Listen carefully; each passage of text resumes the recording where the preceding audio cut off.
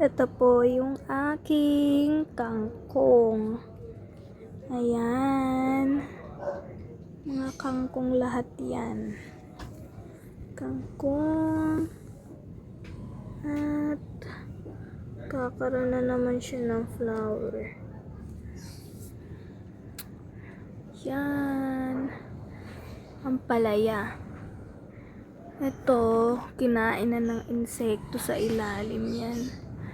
Tapos, ayan, may ampalaya dun sa dulo. Ayun.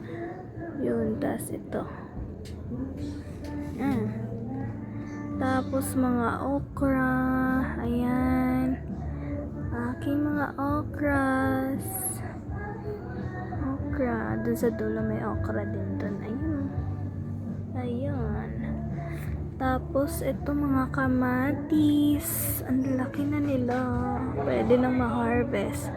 Tapos, yan. Meron din yan sa likod. Ayun. Ayan. Tapos, ito mga talbos ng kamote. Ang dami. Yan. Mga talbos ng kamote. Yan. Tapos, ito, talong. Talong siya.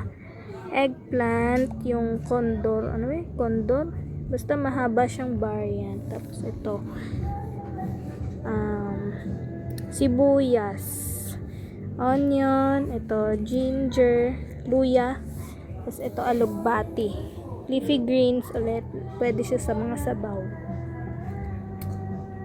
Yan. Pulang alugbati. Tapos may white din na alugbati doon. Tapos ito mga sili. Sili. Peppers. Chilies. Ito.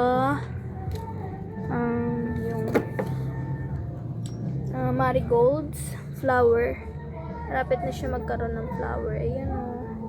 So, ito mulberry. Mulberry yan. Laki na siya. Ayan.